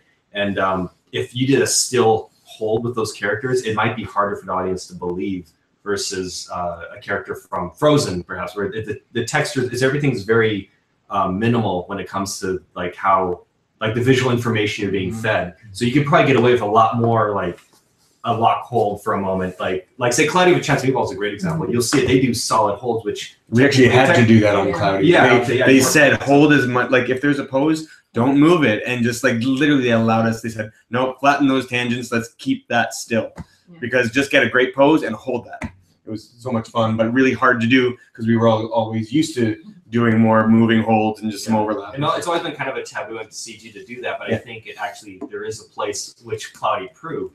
But so how do you do a moving hold, I guess, when the character has a little bit more visual information in full CG? I mean, to me, I found like going off of what you're saying, Joe, is, for example, on Rise of the Apes, I had a lot of trouble with moving holds because they can't just hold. I mean, they are so realistic. And when we were keyframing the apes, there were a lot of shots we didn't have motion capture. So we had to go and basically emulate motion capture. There was no pushing around. There was basically had to emulate motion capture. And we had to look at the person. I remember looking at Andy Serkis's performance, and I was You're like, the digital makeup artist, right? Yeah, exactly. So I basically grabbed his performance. I grabbed his performance and I basically copied it. And it didn't look good, and it was so funny because I know I did it 100%. I trust what I was doing, and it doesn't work because Caesar's proportions are so different from Andy's proportion. And Andy was acting like an ape; he wasn't quite moving like an ape. So as soon as you see his motion on an ape, that's what makes motion capture feels weird when you're taking a human motion and putting it on a creature. So I was figuring this out as I was doing it manually. There was no motion capture. So as I was motion capturing it, keyframing, I was discovering, oh, this doesn't work anymore because it's just like motion capture and it doesn't fit. So I had to go and actually, do more studies on apes' motion, how apes would stop, how to get that performance through. So I remembered going to the zoo and watching, and luckily we still had the video for it, watching one of the alpha males there that he basically. He walked to us and he asked for an apple, and that's where we got that reference for Koba when Koba did this outside. He actually did this, and the guy that was feeding them threw the apple, and he got it. He got the apple, and a little baby monkey ran and jumped and grabbed the apple from his hand. He just did this. He just did, and he basically took another step, but he stopped. And I remember this, and then we found the video, and I looked at it and went, oh my God, they actually. Even though you're a realistic character, you can actually do these really harsh moving holds. So I went back to my animation. I put Andy's performance on the side because he was moving too much. He was trying to be an ape, right? So he was acting as if he was an ape. Too much. He was floating too much. So I took all my keys, flattened everything, and all of a sudden it just worked. So it's honestly, you go by feel, but you have to study a lot to really find out, especially if you're doing a realistic character, of how to get this moving hold to work. I tried to do it manually without reference. It was tough. I had to actually go and find reference of real apes to get it to work. Yeah, it seems like there's like a mechanic going on, like especially realistic characters, where you're constantly trying to stay balanced, and whatever little micro motor movement that's happening to do that could be what keeps you from feeling dead, or like just the breath that you take. If it's more of a cartoony character, if you start going more into like a caricature of that, then caricature what that looks like. Like you're standing there, but you don't want to be a locked hold. Like, what does it look like if you're just doing a subtle breath, or if maybe you're leaning to one side or you're making a subtle adjustment? Like, what does the body feel like when it's trying to stay upright? Because in reality, you're not ever, solid locked. Yeah. So caricature that, I guess. Sorry. I'd like to add that it's important not to be too random with that stuff, because control randomness. And it comes down to those hard questions that you have to answer about characters. Like, who are they listening to? If they're listening to someone else talking, where are they in the story? Because it's not just a matter of pixel motion. Sometimes it can be a matter of pixel motion. You just need to keep them feeling like they're breathing, and breathing is actually a nice go-to sometimes if you need something. We're always trying to add that, and it's important to add breathing into your acting performance as well, not just layer it in afterwards. But breathing is a good way to simply add a moving hold. But I think most importantly, it does come down to who that character is, where they would look when they're listening to someone else talking, all that stuff. Cool, awesome. So we've got another question. Thanks, Chris. We've got another question regarding our courses. And the question was, you know, a lot of animation school, you know, teach very similar assignments, and how are we different from them? Well, to be honest with you guys, I think, you know, our beginning course, we start very similarly, and, you know, with the ball bounce, we all did it. No matter what school you go, he's from Canada, I'm from Mauritius. We've done I can't, I know, I'm kidding. We've done ball bounces, you know, even from being far away, and that's because, you know, this is the core of, you know, where you start. But as soon as you leave our first course, it all goes different after that. That's when it becomes because the beginning course, we all build it together. We all got together and we build a very beginning course, and we put assignments that people feel more comfortable with doing. Again, even we do that, it does get a little bit more different at the end of our beginning course. But as soon as you go into the next course, which is Rebecca's course, that's where it gets, you know, way more different from other schools. And we're not going to say what the assignments are, but they are, you know, they are much more interesting. Did I just say that? They are very interesting and different. So that's for that. If anybody wants to add anything, I'll find another question. Yeah. What are you guys working on? What are you guys working on? Right now, I just started at Disney, and I'm working on Zootopia. Rebecca? Just working online, working on the school. Working on the school. Photo studios. For you guys. For you guys, exactly. Chris? Zootopia as well. Zootopia as well. Working on Boo. Working on Boo. Me too. Working on Boo. I'm working on Panda 3 Yay. before I go back to working on Boo. Boss Baby. Oh, he's on Boss Baby. I am on Lucky One. Yeah. Okay, good. That's Oh, I didn't look. Thank God I went sweating my That has been announced.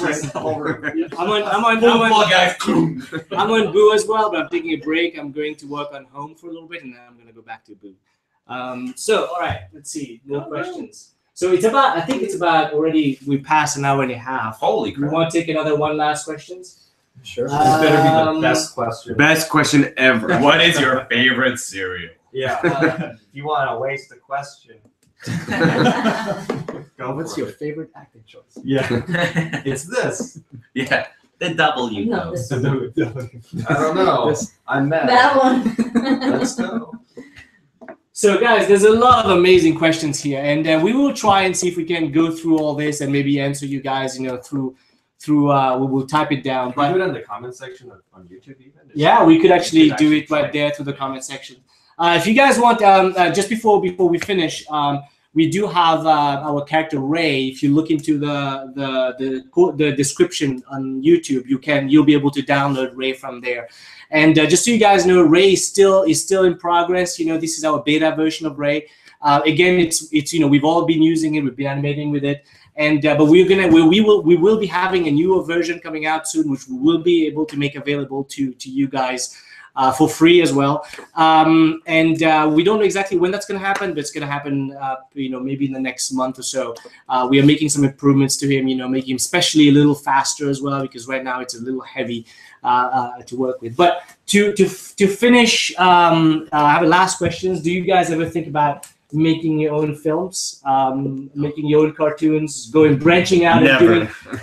So basically, the question is, would you ever want to branch out and do your own thing? Because you all work in big studios, you've already achieved your dreams. So what's next for everybody? We'll just go down the line. Well, I can answer that because I do make my own films We'll now. make it a minute each. Yeah. So yes, and I think that's exactly what I did end up doing. I was in the industry doing CG for a while. I love CG, and I've learned a lot from it, but I did miss the 2D stuff. So I actually opened my own studio at home, which I do my own YouTube shorts. So check out my name on YouTube and you can see them. And but yeah, I do that as a way to just get back into drawing because, again, I've learned so much that helps both of my crafts. So yes, I totally do my own stuff, and hopefully that goes somewhere as well and becomes its own thing. Awesome. Rebecca? Yeah, and I'm also doing the same sort of stuff. Like I like modeling and the production side of things. I've always liked doing the artistic side as well. So David and I paired up. So we're both working on Stodolny Studios and actually creating a smaller company that can develop and produce smaller independent shorts. Nice. Exactly that. Like we were saying before, you can create your own stuff. You're your own director. Yeah. And there's something free and exciting. Are you guys hiring? Yeah, we soon we will be. We're looking for a Chris? programmer. Chris? I do think about making my own shorts.